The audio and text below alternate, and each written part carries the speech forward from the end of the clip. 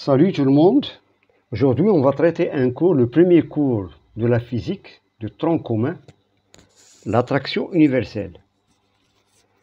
Entre l'énoncé, entre deux points matériels agissent des forces d'attraction mutuelles dont les intensités sont proportionnelles aux masses de ces points et inversement proportionnelles au carré de leur distance. Donc on a ici un schéma. On a les deux masses M1 et M2. La masse M1 exerce une force sur la masse M2. On peut la symboliser avec le vecteur force F de 1 sur 2. Il est appliqué au centre de gravité de la masse M2. Et en même temps, mutuellement, on a la masse M2 exerce une force sur la masse M1. Donc il est appliqué toujours dans le même, c'est-à-dire le centre de gravité. Et on peut le symboliser avec le vecteur F de 2 sur 1. Donc ces deux forces, ils ont même droite d'action, sans s'opposer, et même intensité. C'est-à-dire, on a l'intensité F de 1 sur 2 est égale à F de 2 sur 1, d'après l'énoncé de Newton, est égale à la constante universelle G fois la masse M1 fois la masse M2 sur la distance au carré, étant donné que les deux masses sont distantes d'une distance grande D. Voilà, tout simplement. Donc, pour assimiler cette partie du cours qu'on appelle l'attraction universelle, on va traiter un exercice d'application. Voilà.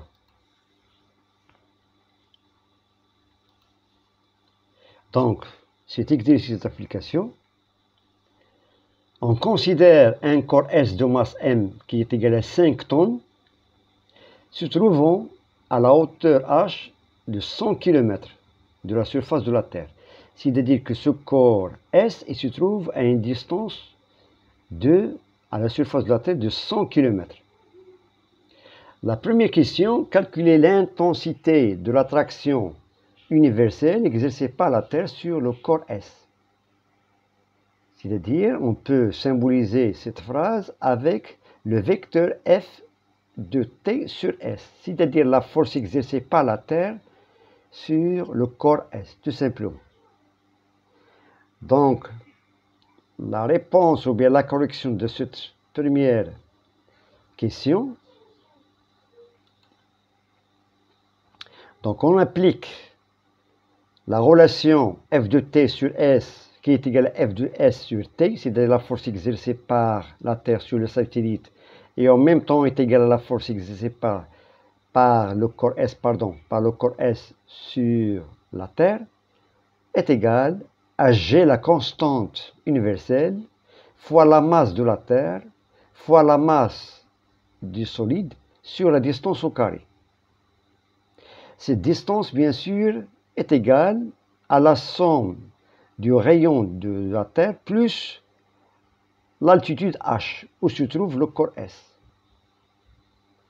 Donc, avec les données, on a vu tout simplement d'après l'énoncé, on a les données de l'exercice, on a la masse de la Terre est égale à 5,97 fois 10 puissance 24 kg.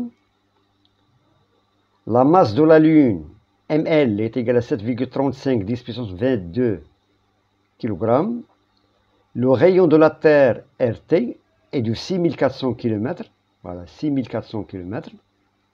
Et bien sûr, d'après ces données, la distance séparant la Terre, le centre de la Terre, le centre de la Lune, D de TL, c'est-à-dire la distance entre le centre de la Terre et le centre de la Lune, est de 3,92 fois 10 puissance 5 km.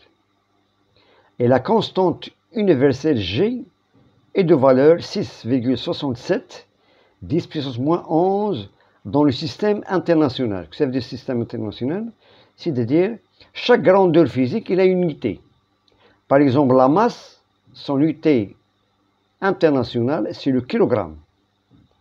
Et bien sûr, la distance, elle n'est pas exprimée en kilomètres, elle est exprimée en mètres. Donc on peut nommer cette indication système international, ou bien dans le système MKS. M, c'est le mètre, K, c'est le kilogramme, S, c'est la seconde. Voilà. Donc, revenons à la correction du premier exercice. On a dit que lorsqu'on y applique cette formule, d'après l'énoncé d'attraction universelle de Newton, il suffit de remplacer chaque grandeur par sa valeur. Mais il faut faire attention aux unités. Donc, on aura la force, l'intensité de la force exercée par la Terre sur le corps S est égale. Donc, on a la constante G, voilà, fois la masse de la Terre, fois la masse du corps S. Il est donné 5 tonnes, donc 5 tonnes, c'est-à-dire 5000 kg, c'est-à-dire 5 10 puissance 3 kg. La distance au carré, c'est-à-dire on a RT sur le rayon de la Terre 6400, plus H, où se trouve le corps S à partir de la surface de la Terre, est égal à 100 kg. On doit multiplier par 10 puissance 3 pour convertir le kilogramme en mètre. Et en kilomètre, pardon, en mètre, voilà, on doit multiplier par 10 puissance 3. Et on a le tout au carré.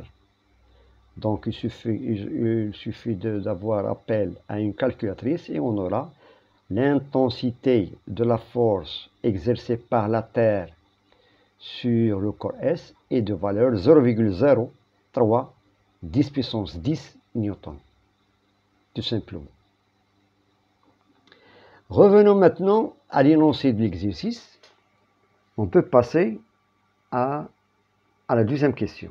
Calculer l'intensité de l'attraction universelle exercée par la Lune, dans ce cas par la Lune, voilà, sur le corps S.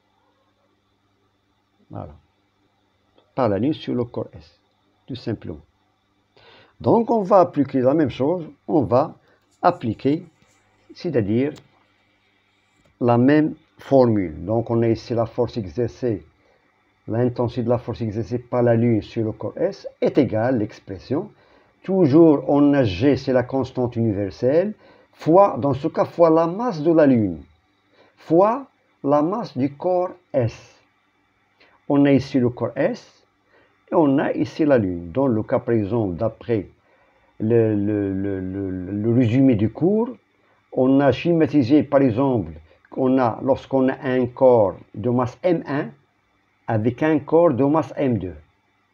Donc, on aura G fois M1 fois M2 sur la distance séparant les deux masses. C'est la même chose. On est dans ce cas, on a la Lune, il a une masse ML, et le corps S, il a une masse MS.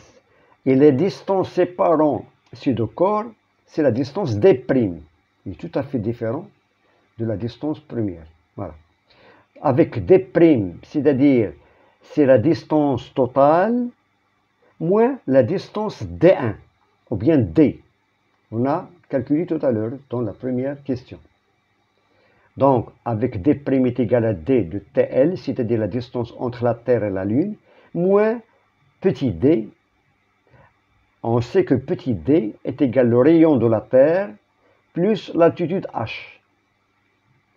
D'où on a trouvé que D', lorsqu'on remplace ces valeurs, c'est-à-dire 3,92 10 puissance 5, moins 6500. Pourquoi? Parce que le rayon de la Terre est de 6400 plus 100 km, ça fait 6500.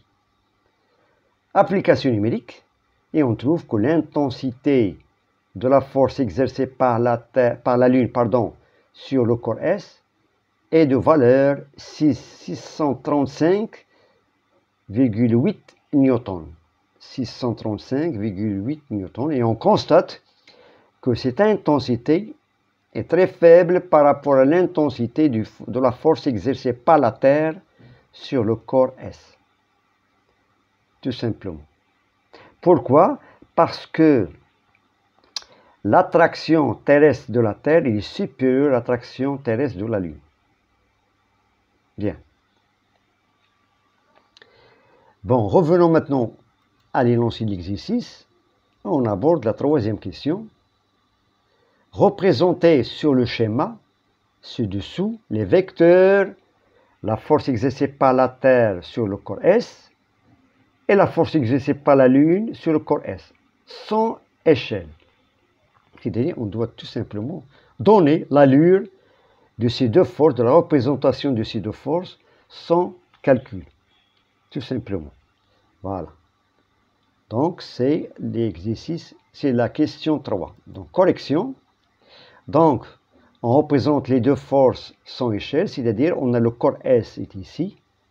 On a la Terre, elle exerce une force F de T sur S, c'est-à-dire la force exercée par la Terre sur S, elle est symbolisée par cette flèche verte.